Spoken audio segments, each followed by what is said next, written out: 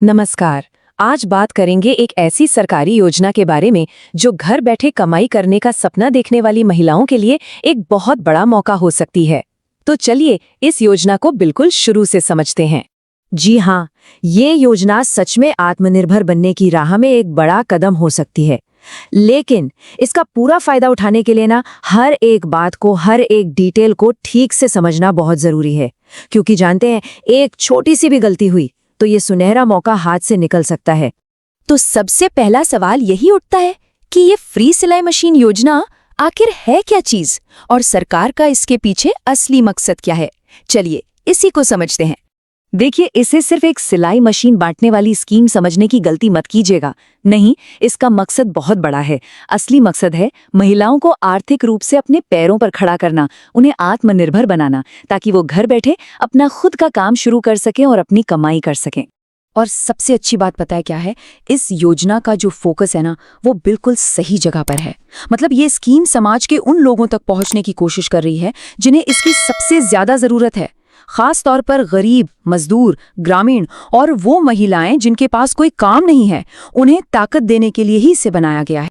अच्छा, एक और बड़ी काम की बात, मान लीजिए किसी को सिलाई मशीन नहीं चाहिए, तो क्या होगा? तो सरकार ने इसका भी हल निकाला है। सरकार काम शुरू करने के लिए सीधे सीधे 15,000 रुपए तक की आर्थिक मदद भी दे रही है। मतलब फ्लेक्सिबिलिटी भी है। ये तो वाकई एक बहुत ही बढ़िया ऑप्शन है। ठीक है, योजना तो समझ आ गई, लेकिन अब सबसे बड़ा सवाल कि इसके लिए अप्लाई कर कौन सकता है, क्या शर्तें हैं इसकी? किसी भी आवेदक के लिए ये जानना पहला और सबसे जरूरी स्टेप है। तो चलिए देखते हैं। तो देखिए, ये पक्का करने के लिए कि योजना का फायदा सही लोगों को मिले, कुछ शर्तें रखी गई हैं।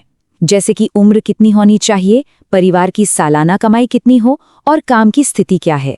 और हाँ, एक खास बात यह है कि बीपीएल, मजदूर और गरीब वर्ग की महिलाओं को इसमें प्राथमिकता यानी प्रायोरिटी दी जाती है, ताकि मदद सीधी वहां पहुंचे जहां उसकी सबसे ज्यादा जरूरत है। और ये शहरी ग्रामीण दोनों इलाकों के लिए है। सबसे पहले उम्र की बात करते हैं। इस पर खास ध्यान देना होगा।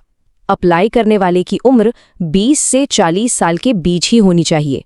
ये एक बहुत ही साफ और सीधी शर्त है, इसमें कोई कंफ्यूजन नहीं है।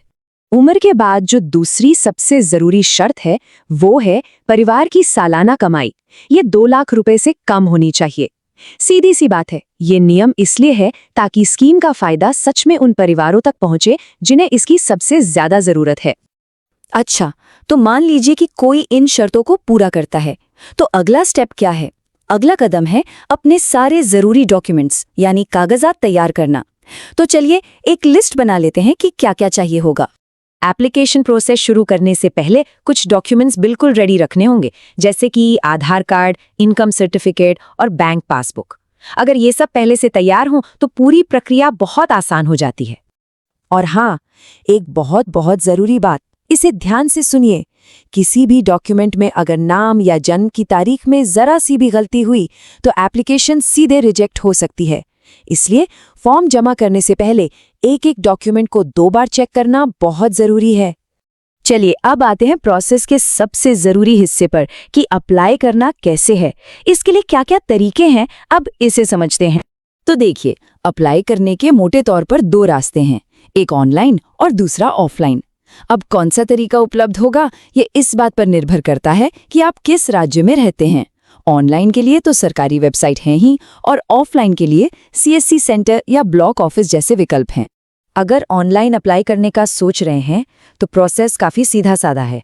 बस अपने राज्य की सरकारी वेबसाइट पर जाइए, वहां सिलाई मशीन योजना 2026 का ऑप्शन ढूंढिए, फॉर्म को बहुत ध्यान से भरिए, अपने डॉक्यूमेंट्स अपलोड कीजिए। और हाँ, सबसे ज़रूरी काम, सबमिट बटन दबाने से पहले सब कुछ एक बार फिर से ज़रूर चेक कर लीजिए। ठीक है, फॉर्म तो भर दिया, अब आगे क्या? और सबसे ज़रूरी बात, वो कौन सी गलतियां हैं जिनसे हर हाल में बचना है? चलिए अब इस पर फोकस करते हैं।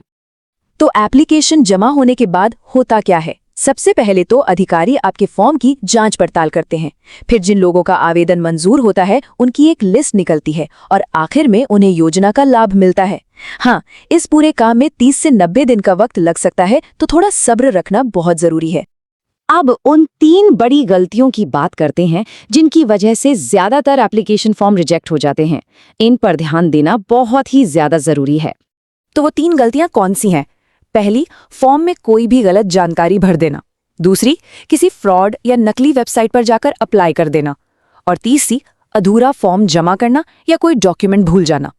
इसीलिए ये बात गांठ बांध लेनी चाहिए कि अप्लाई हमेशा ऑफिशियल सरकारी वेबसाइट या फिर CSC सेंटर से ही करना।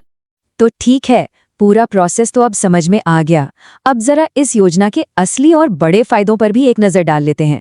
आखिर ये सब क्यों करना है? सोचिए ये स्कीम जिंदगी को कैसे बदल सकती है।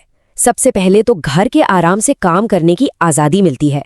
फिर लोगों के कपड़े सिलकर पैसे कमाने का एक जरिया खुलता है। यही नहीं, कोई चाहे तो अपना छोटा मोटा टेलरिंग का बिजनेस भी शुरू कर सकता है। और इन सब से ऊपर आर्थिक रूप से आजाद और आत्मनिर्भर बनने का एक सुनहरा मौका मिलता है। तो आखिर में सवाल यही बचता है कि अगर ये मौका मिलता है तो इसका इस्तेमाल कैसे किया जाएगा?